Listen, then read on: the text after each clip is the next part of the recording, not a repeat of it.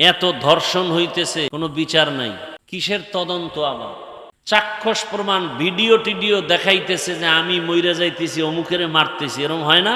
কিসের তদন্ত? দুই সাইডের সমানে সাইজ করে দিলে পুরো দেশ ঠান্ডা হয়ে যায়। আমাকে বরিশালে কয় না, ভূত সারামু কারে দিয়া, এই যদি ভূতে পায়, চোর পাহারা দেবে, সেই পাহারাদারও যদি চোর হয়, চোর ফিরাবে কেমনে? আমার দেশে যত নির্বাচন হোক আর যাই হোক, চুরি আর দুর্নীতি যতদিন বন্ধ হবে না, ততদিনে বাংলাদেশ সোনার বাংলাদেশ হবে। ইব্রাহিমের আল্লাহ স্বপ্ন দেখায়, তোমার কলিজার আপনকে তুমি কোরবান দাও। ইব্রাহিম নবী 100 উট কোরবানি দিলেন। এভাবে 3 দিন পর্যন্ত স্বপ্ন দেখার পরে দেখে না, হয় না। ইব্রাহিম নবী বুঝতে পেরেছেন আমার ইসমাইলের ছাড়া আর আমার প্রিয় কেউ নাই, তাকেই জবাই করার জন্য আল্লাহ বলছেন। এবার রেডি হয়ে গেলেন, একটা ছুরি রশি নিয়ে রওনা, ইসমাইলকে নিয়ে জবাই করবে। ইসমাইলের এলাকায় এসে দেখে আগে তো কিছুই ছিল না, এখন মানুষ, বাড়িঘর, ফসলের অভাব নাই। ইসমাইলের ঘরটা পর্যন্ত বোঝা যায় না কোথায়। লোকেরে জিজ্ঞাসা করার পরে ঘরের দরজায় গিয়া ইব্রাহিম নবী সালাম দিয়ে কয়, হাজেরা, ইব্রাহিম, বহুদিনের বিরহের বেদনা আমার ইসমাইল কোথায়? বলে মাঠে সন্তানদের সাথে খেলাধুলা করে।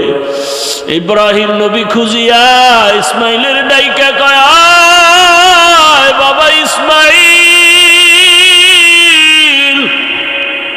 আমার বুকে আয়। ইসমাইল আসতে চায় না, চিনতে পারে না ইনি আমার বাবা। ইব্রাহিমকে, আমি তোর বাবা ইব্রাহিম। দইরা যখন ঘরের মধ্যে নিল, কান্নাকাটি শুরু হয়ে গেল। ইব্রাহিম নবী বলে, দেরি করা যাবে না, মালিকের দাওয়াতে যাব, ইসমাইলের গোসল করাইয়া নতুন পোশাকে সাজাইয়া দাও। মা হাজেরা ভাবলেন দুনিয়ার কোন বাদশা দাওয়াত দিছে, আসলে যে জবাই করার জন্য আল্লাহ ডাকছে তা বুঝেন নাই। মা হাজেরা মনের মতো গোসল করাইয়া পোশাক পরাইয়া সাজায় যখন বাবার হাতে দিছে, ইসমাইলের নিয়ে বাবা আগে আগে হাঁটতেছে, ইসমাইল পেছনে হাঁটে, ছুরি আর রশি দেখেও না। যখন মিনা বাজারে হাজী সাহেবরা যেখানে কোরবানি দেয়, ওখানে নিয়ে হাজির হওয়ার পর ইব্রাহিম নবী চিন্তা করলেন যে এই ছেলেটারে জবাই করব আল্লাহর হুকুমে, ওর অন্তরের কি হালাত একটু পরীক্ষা করি। ইব্রাহিম নবী সন্তানটাকে বললেন, ইন্নী আরা ফিল মানামি আন্নী আযবাহুকা ফানজুর মাযা তারা। ও বাবা ইসমাইল, আমি স্বপ্ন দেখি তোমাকে জবাই করতেছি, বলো তোমার কি মতামত। ও আল্লাহর বান্দারা, আল্লাহর মোহাব্বত কাকে বলা হয়? ইসমাইল এই কথা শোনা মাত্রই ডাক দিয়া কাইয়া, আবা তিফআল মা তুমার সাতাজিদুনি ইনশাআল্লাহু মিনাস সাবিরিন। আব্বা জান, আপনি স্বপ্ন দেখছেন, তাড়াতাড়ি তা বাস্তবায়ন করেন। আমি ইনশাআল্লাহ, আমাকে আপনি ধৈর্য ধারণকারীদের মধ্যেই পাবেন। তাড়াতাড়ি আমাকে শোয়াইয়া জবাই করেন। তবে আব্বা জান, এই কথাটা যদি একটু বাড়ি বসে বলতেন, আমি আমার মায়ের থেকে চির বিদায়ের সালাম জানাইয়া আসতাম, আমার মায়ের থেকে বলে আসতাম, বলেন নাই, কোনো দুঃখ নাই, আপনি আমাকে জবাই করিয়া যখন চলে যাবেন, আমার আম্মু জান ইসমাইলের তালাশ করবে। আপনি যদি একা ঢুকেন, আমার মা ইসমাইলের না পাইয়া পাগলনির মতো হয়ে যাবে। আপনি আমার মাকে ধমক দিবেন না, আমি ইসমাইলের পক্ষ থেকে সালাম জানাইবেন।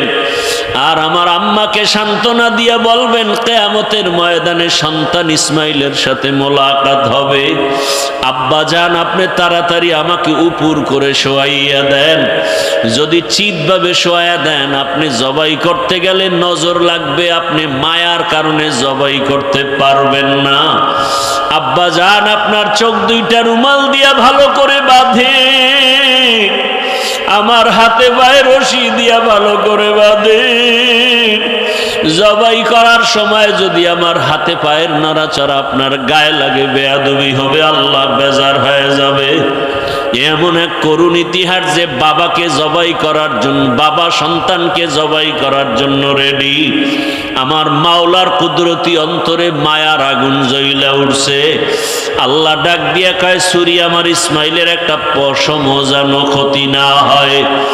ইসমাইল যখন শুয়ে গেল, বাবা ইব্রাহিম ছুরি চালায়, গলা কাটে না, পাথরের উপর আঘাত করলেন, পাথর দুই টুকরা হয়ে গেল। ইসমাইল উঠা দাঁড়ায় গেল, কি হয়ে গেল বুঝলাম না, আল্লাহ বুঝি বেজার। ইব্রাহিম নবী কয় না, আবার একবার শুইয়া পড়ো ইসমাইল, এইবার আমার হাতে রক্ত না লাগা পর্যন্ত ছুরি চালানো বন্ধ করব না। যখন আবার ইসমাইল শুইয়া পড়ল বাবার হাতে জবাই হওয়ার জন্য, আল্লাহ কয় জিবরাইল যাও যাও, জান্নাত থেকে একটা দুম্বা নিয়ে দৌড়াও, আমার ইসমাইলের রক্ত হাতে না লাগা পর্যন্ত ছুরি চালাইতেই থাকবে।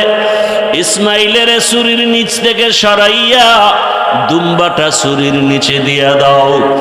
ইসমাইলের এই ছুরির নিচে দুম্বা দেওয়ার জন্য আল্লাহর হুকুমে জিব্রাইল জান্নাত থেকে দুম্বা নিয়ে রওয়ানা। জিব্রাইল ভাবলো আসতে বোধহয় দেরি হবে, এর আগে না জানি ইসমাইল আবার জবাই হইয়া যায়। জিব্রাইল আসমান থেকে জোরে জোরে আল্লাহু আকবারের আওয়াজ দিলেন।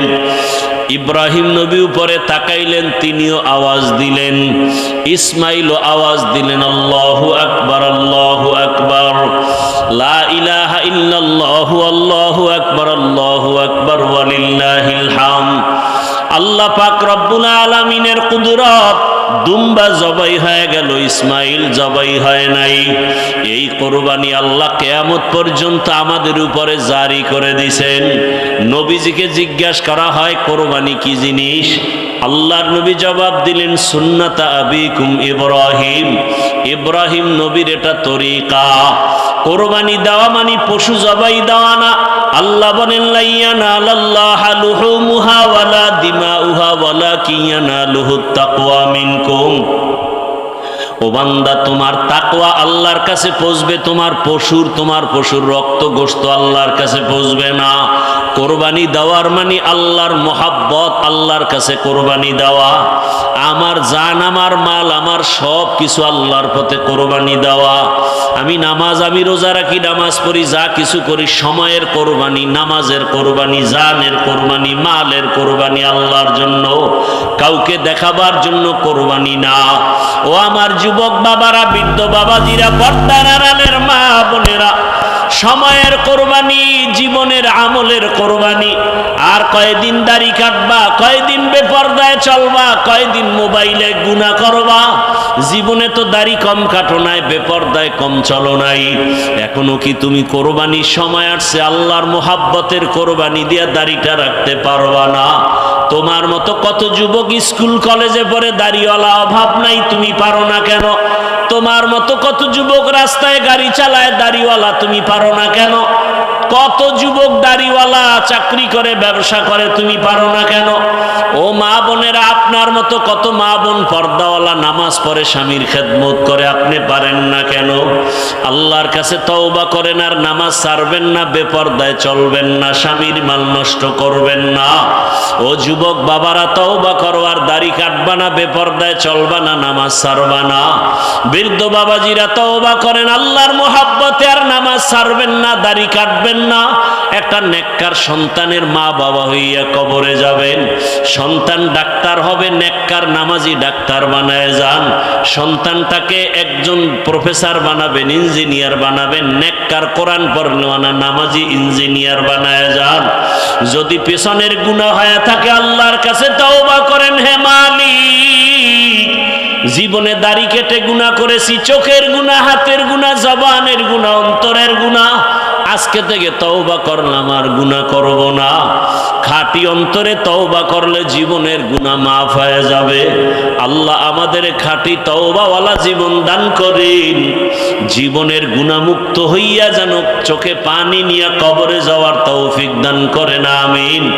আলহামদুলিল্লাহি রাব্বিল আলামিন, ওয়াসসালাতু ওয়াসসালামু আলা সাইয়্যিদিল মুরসালিন وعلى آله وأصحابه أجمعين يا أرحم الراحمين يا أرحم الراحمين يا أرحم الراحمين رب ارحمهما كما ربياني صغيرا اللهم إنك عفو كريم تحب العفو فاعف عنا ও দয়ার মালিক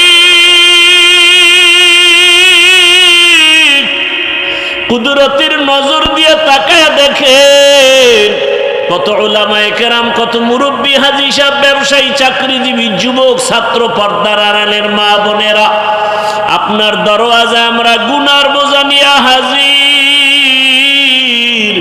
তওবা করেছি, আর গুনাহ করব না রে আল্লাহ। আমার প্রত্যেকটা মা বোনদেরে হাজেরা আলাইহা সালামের আদর্শওয়ালা বানায় দেন রে আল্লাহ। আমার কলিজার যুবক, প্রত্যেকটা যুবকের ইসমাইল নবীর আদর্শওয়ালা বানাইয়া দেন। আয় আল্লাহ, আমার প্রত্যেকটা মুরব্বী বাবাদেরকে ইব্রাহিম নবীর আদর্শওয়ালা বানাইয়া দেন। আয় আল্লাহ, গুনাহ তো করতে করতে এখন চোখে পানি নেই, দিল পাথরের মতো শক্ত। আয় আল্লাহ, কান্নাওয়ালা চক্ষু দান করেন, জিকিরওয়ালা জিহ্বা দান করেন, আখিরাতের ফিকিরওয়ালা কলব দান করেন। আয় আল্লাহ, এই ময়দানে কি কান্নাওয়ালা কেউ নাই? পর্দার আড়ালের কত মা বোনেরা হাজির। ও আল্লাহ, যার চোখের পানি আপনার কাছে পছন্দ, তার বরকতে সবার গুনাহগুলো মাফ করে দেন আল্লাহ। আয় আল্লাহ, আমার কলিজার যুবকদের দিনের খাদেম বানায় দেন। উলামায়ে কেরাম, মুরব্বী, হাজী সাহেবদের মাফ করে দেন। ব্যবসায়ী, চাকরিজীবীদের যারা, তাদের মাফ করে দেন। আয় আল্লাহ, মা বোনদের আবেদা পর্দাওয়ালা বানায় দেন। সন্তানগুলো নেককার বানায় দেন। যারা লেখাপড়া করে পরীক্ষার্থী কামিয়াবি দান করেন। আয় আল্লাহ, যুবকদেরকে দিনের খাদেম বানায় দেন। মোবাইলের গুনাহ থেকে আমাদের হেফাজত করেন আল্লাহ। আয় আল্লাহ, যাদের পেছনে থাকলে, যাদের সাথে চললে গুনাহ হবে, এদের সঙ্গ থেকে হেফাজত করেন। আয় আল্লাহ, এদের সঙ্গ থেকে ভিন্নভাবে চলার তৌফিক দান করেন। আয় আল্লাহ, গুনাহের আড্ডা থেকে হেফাজত করেন, মোবাইলের গুনাহ থেকে হেফাজত করেন। আয় আল্লাহ, মা বোনদের কবুল করে নেন। আয় আল্লাহ, ঘরে ঘরে সুন্নতের বাতি জ্বালায় দেন।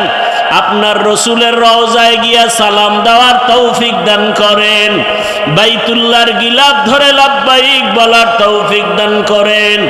আয় আল্লাহ, আপনার গোলামরা তো এখন অনেকে বাইতুল্লাহর গিলাফ ধরে লাব্বাইক লাব্বাইক বলতেছে। আপনার গোলামরা কেউ নবীর রওজায় গিয়া সালাম জানাইতেছে। আয় আল্লাহ, আমাদের বারবার যাইতে মনে চায়। মায়ার নবী বলেন, ও হাজী সাবরা, ওই বাইতুল্লাহর হজরে আসওয়াদার দরজার মাঝখানে মুলতাজামে বুকটা লাগাইয়া বাইতুল্লাহকে ধর, আর চোখের পানি ছেড়ে কাঁদো।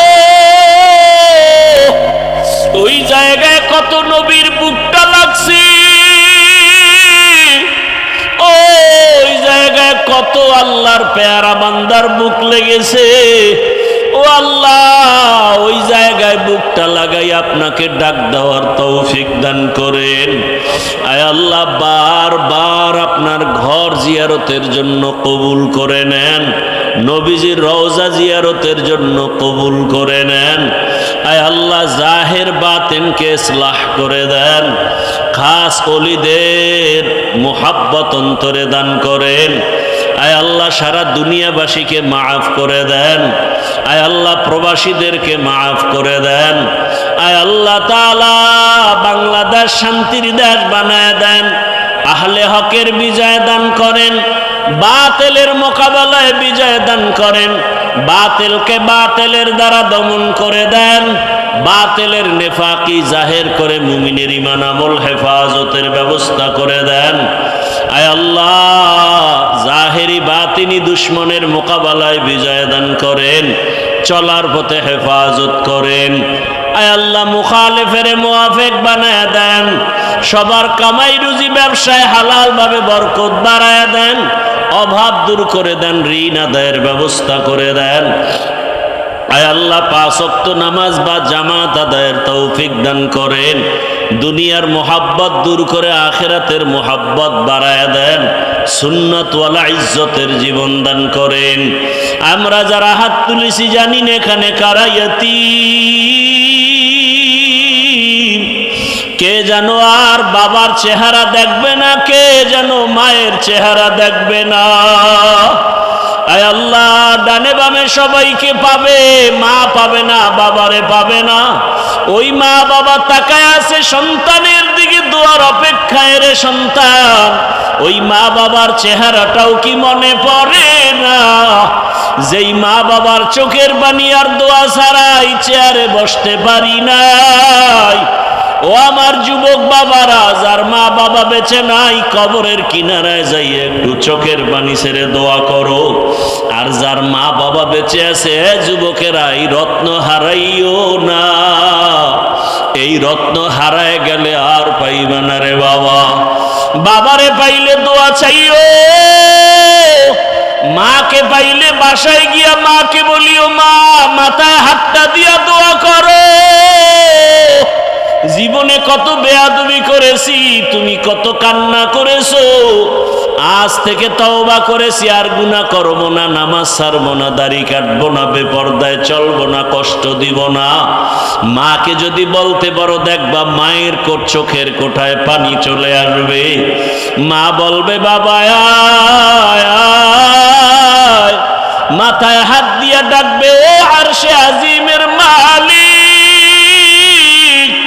আমার কলিজার সন্তানটাকে তুমি কবুল করে নাও। ওই মা বাবা যাদের দুনিয়ায় নাই রে মালিক, সবাইকে জান্নাত দান করেন। আয় আল্লাহ যারা বেঁচে আছেন হায়াত বাড়ায়া দেন, অসুস্থ যারা সুস্থতার নেয়ামত বাড়ায়া দেন। আয় আল্লাহ আপনার মতো বড় ডাক্তার কেউ নাই, সুস্থ করে দেন। আয় আল্লাহ মা বাবার আদোবালা সন্তান বানায় দেন, ওস্তাদের আদোবালা ছাত্র বানায় দেন। আয় আল্লাহ মিথ্যা মামলায় যারা জড়িত, কুদরতের দ্বারা চিরমুক্তির ব্যবস্থা করে দেন, হালাল ভাবে বরকতি রিজিক দান করেন।